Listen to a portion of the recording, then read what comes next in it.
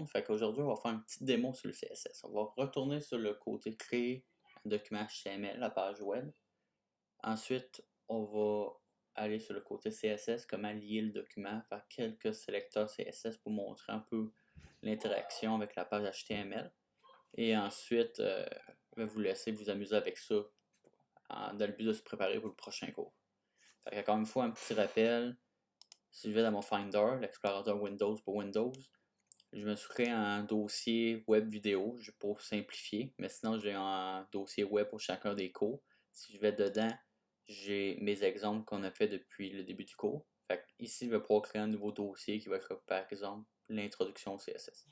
Fait ce que je vais faire, si je vais dans Visual Studio Code que j'avais déjà ouvert, je vais faire File, Ouvrir, aller dans Web vidéo, Nouveau dossier, Introduction CSS. Aussi un petit rappel, toujours mettre des tirets au lieu des espaces pour éviter des problèmes, puis c'est aussi le standard web. On va y revenir plus souvent sur ça, mais pour l'instant, un nouveau dossier. On clique Ouvrir. Maintenant, on va avoir notre dossier à côté qui va nous permettre d'avoir tout ce qu'on veut comme fichier. Par exemple, pour la démo aujourd'hui, on va avoir le côté HTML et le côté CSS. Fait qu'on va faire le index.html rapidement en cliquant sur le petit bouton pour créer un nouveau fichier. On va le compléter à bras tranquillement, juste pour faire un petit rappel. Fait que premièrement, le doctype qui permet d'indiquer la version du HTML qui va être utilisée pour être interprétée. Fait que c'est le navigateur qui va savoir à partir du doctype qu'il faut qu'il interprète le document comme du HTML5. Ensuite, la balise racine qui est le HTML qui va contenir toutes les autres balises. Le head qui va contenir les informations qu'on donne au navigateur. Fait que, principalement, on avait vu le title. Fait que, on va l'appeler introduction au CSS. Maintenant, on avait vu rapidement les jeux de caractères. C'est toujours une bonne idée de mettre la balise pour représenter le jeu de caractères pour indiquer clairement au navigateur quel jeu de caractères utiliser pour, par exemple, supporter les accents pour la langue française comme il faut. Fait que la balise meta avec l'attribut char7 et la valeur va être UTF-8. Dans notre cas, UTF-8. Un petit problème ici. Voilà. Fait que ça va dire au navigateur, interprète le document comme du UTF-8. Comme ça va supporter les accents. Aussi, si vous êtes à Visual Studio Code, si vous allez en bas à droite, vous allez voir aussi que l'encodage du document qui est utilisé par le système d'exploitation va être indiqué en bas. Fait que vous pouvez voir que vous avez un UTF-8 aussi pour le document et vous spécifiez au navigateur d'utiliser le UTF-8. Fait que vous ne devriez avoir aucun problème pour les accents de cette manière-là. Ensuite, une fois qu'on a le head, le char7 qui est seté, le title, on va rajouter le body pour avoir des éléments affichés à l'utilisateur.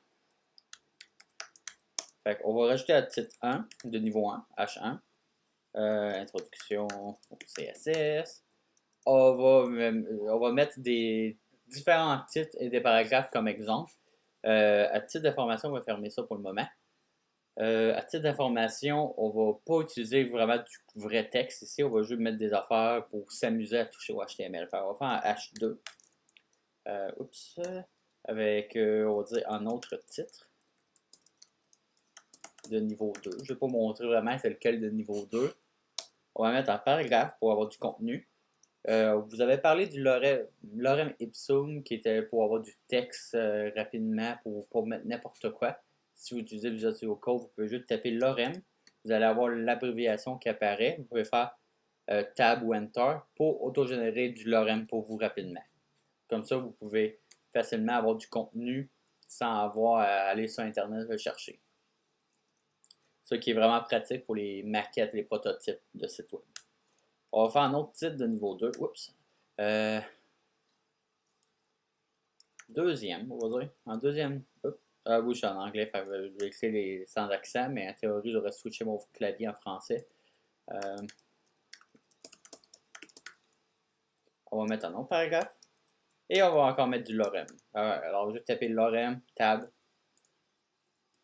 Et on va mettre en troisième, juste pour avoir du contenu vraiment. Je vais l'appeler mon titre, celui-là. Ça va descendre un peu pour qu'on voit mieux. P, lorem, même principe, toujours le même principe. On aurait pu copier l'ancien puis juste changer le texte. Mais principalement, je voulais juste avoir à peu près un titre principal avec des titres de niveau 2 avec un paragraphe associé pour chaque.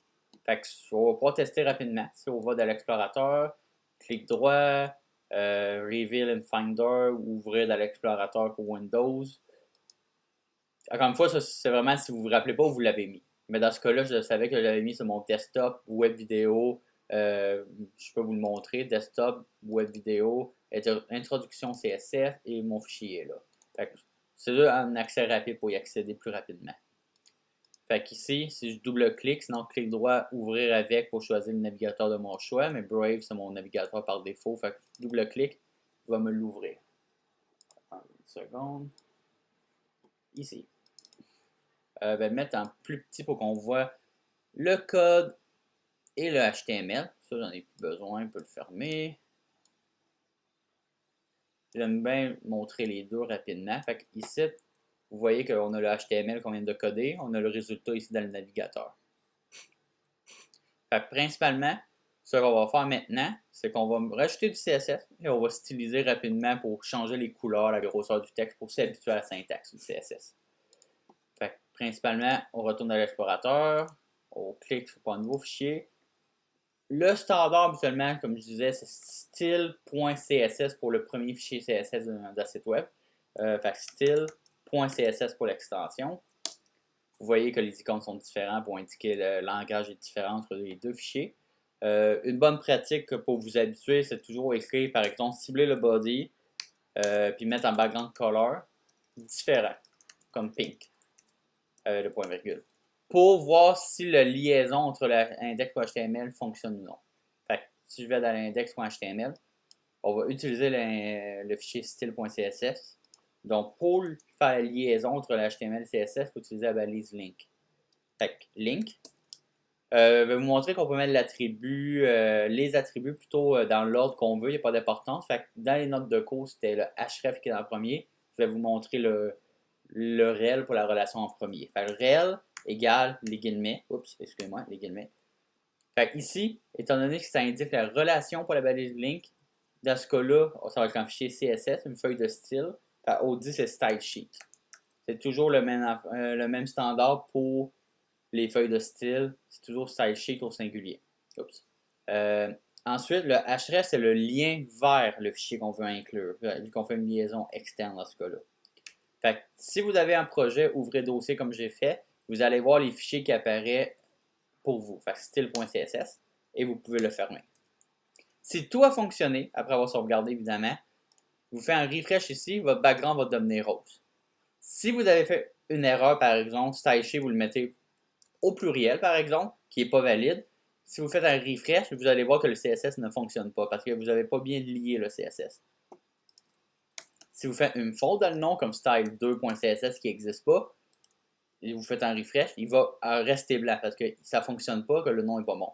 Un truc pour savoir si c'est bon ou pas bon, vous pouvez faire un contrôle-clic sur l'élément pour aller sur le fichier. S'il n'existe pas, vous allez avoir une erreur comme ça qui apparaît en haut, par exemple, pour dire que le fichier n'existe pas. Si vous avez le bon nom comme style.css, vous cliquez dessus, ça va vous ouvrir le fichier. Fait que là, vous pouvez voir que ça fonctionne.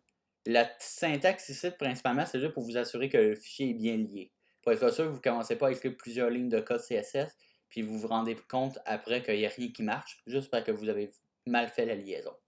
Évidemment, dans le HTML, on pourrait mettre plusieurs fichiers CSS. Habituellement, on sépare le CSS en plusieurs fichiers, mais pour simplifier, pour commencer, on va avoir un seul fichier.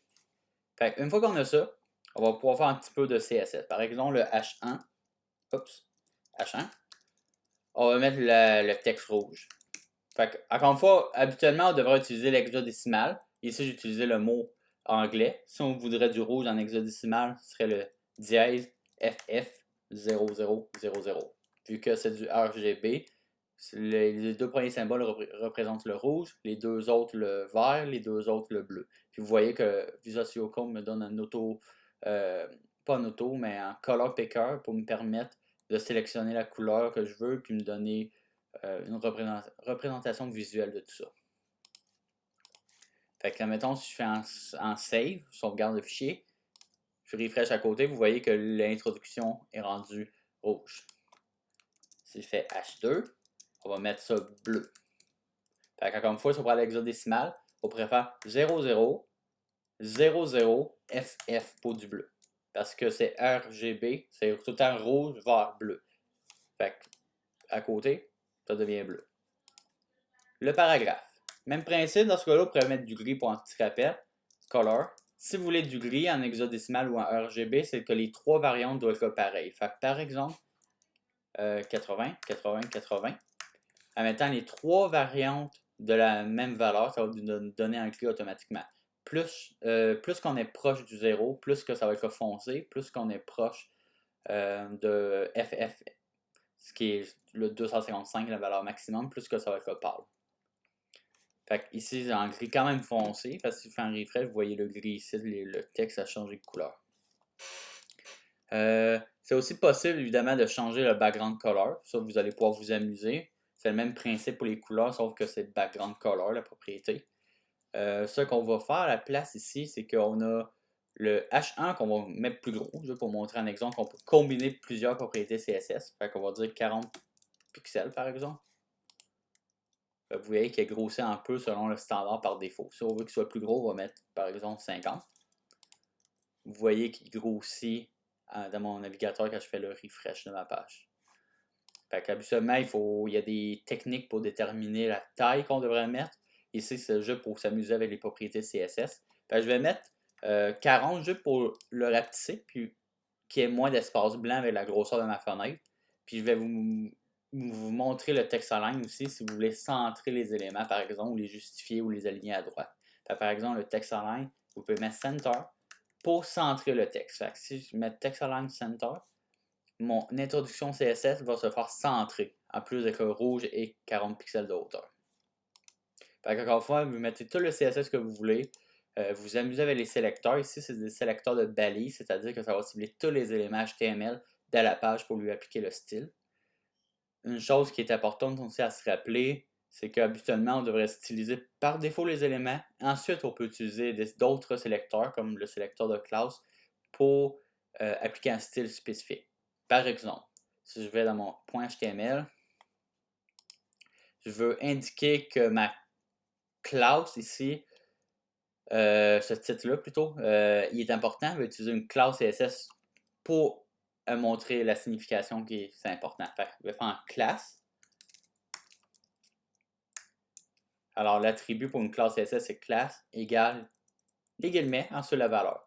Le standard des classes CSS, c'est de mettre des tirets entre les mots s'il y en a plusieurs. Par exemple, classe-CSS, par exemple. C'est un mauvais nom, mais c'est juste pour vous montrer. Le standard, c'est toujours en minuscule séparé par des tirets. Dans ce cas-là, je vais l'appeler important, juste pour dire que c'est un titre vraiment important, par exemple, pour le test. J'ai mis classe égale les guillemets. Important, c'est le nom de ma classe. Fait là, je vais pouvoir aller dans mon style.css. Point important. Parce que ici, c'est important de mettre le point en avant parce qu'on veut indiquer au navigateur que c'est un CSS qui cible une classe. Fait que le point en avant indique que c'est une classe CSS. Vous pouvez mettre la souris dessus pour voir en haut complètement. Ici, ça dit element class égale important. Ça veut dire que ce CSS-là va s'appliquer seulement si on a la classe important. Fait que l'idée, c'est que n'importe quel élément va s'appliquer. Ça aurait été possible de rajouter H2 par en avant, comme ça, en faisant H2.important, pour indiquer qu'il faut que ce soit un élément de type H2 avec la classe CSS important. Fait que ça, c'est important de savoir qu'on peut combiner les CSS pour les rendre plus spécifiques. Dans mon cas, juste point important, ça va être correct. Vous allez pouvoir vous amuser un peu avec ça. Parce que ce que je vais faire, je vais mettre le font size à 30 pixels par exemple. Je vais le mettre plus gros. Puis juste pour vous montrer qu'on peut vraiment redéfinir des propriétés. Les H2 à ce moment étaient bleus. On va les rajouter verts. Pour vous montrer qu'on peut utiliser les deux, on va utiliser le mot green. Mais actuellement, on préfère utiliser l'hexadécimal. Fait que si je le mets vert, vous allez voir que mon titre, celui-là, si je me rappelle bien, va devenir plus gros et vert. Comme ça. Fait que, vous pouvez comme mettre de l'importance. Ici, le nom était quand même bon, mais mon style CSS est vraiment pas bon, parce qu'on ne devrait pas changer le visuel autant comme ça de couleur, mais pour montrer rapidement le CSS, comment il s'applique, j'y vais avec les couleurs. Ensuite, mettons qu'on voudrait dire que le troisième, mon titre, il est important. Je peux réutiliser cette classe CSS-là. Je peux aller dans mon index.html, aller sur mon troisième titre, rajouter la classe. Oups, excusez, mauvais bouton. Attendez une seconde. La classe important. Sauvegarder. Juste en refresh, vous allez voir que mon troisième titre va devenir vert et plus gros. Parce que je peux réutiliser mes classes CSS. C'est ça le but du CSS. C'est de pouvoir réutiliser le tout pour appliquer le même style à plusieurs éléments au besoin. Mais c'est toujours important de mettre le style par défaut en premier, après de spécifier le style qu'on veut. Évidemment, on peut aussi réutiliser les classes sur les autres éléments, comme par exemple le P ici. Je pourrais dire que c'est important. Fait que classe important. Si je fais ça, vous allez voir que mon paragraphe va donner la même grosseur que le titre, puis il va devenir vert. Fait que vous voyez qu'il devient plus gros, il devient vert. C'est peut-être pas le style qu'on voulait, mais vous voyez que le style de la classe important, qui est ici, s'applique à tous les éléments, parce qu'on n'a pas ciblé rien en particulier. Donc, exemple, si je veux seulement avoir ce style visuel-là pour mes titres, je pourrais mettre H2, H2.important. Et dans ce cas-là, quand je vais faire un refresh à côté, mes titres vont être verts et plus gros, mais mon paragraphe n'aura aucun effet parce que mon sélecteur de classe ici, c'est rendu, il faut que ce soit en H2 et la classe important. Alors que si on va dans mon HTML, le P, c'est pas en H2, mais il y a la classe important. Fait que le style ne s'applique pas, fait qu'il faut qu'il y ait les deux. Fait que c'est à peu près le petit résumé ici. Je vous invite à vous amuser à faire ça pour vous habituer à la syntaxe, à lier. Comme je disais, au prochain cours, je vais vous donner un petit exercice pour m'assurer que tout le monde soit à peu près au même niveau, que ça va bien, avant de vous donner votre premier travail à remettre. Fait que je vous laisse vous amuser avec ça. Prenez le temps de vous familiariser avec la syntaxe. Comme ça, à partir des prochains cours, on va pouvoir rajouter de plus en plus d'éléments, de balises HTML, de propriétés CSS plus rapidement.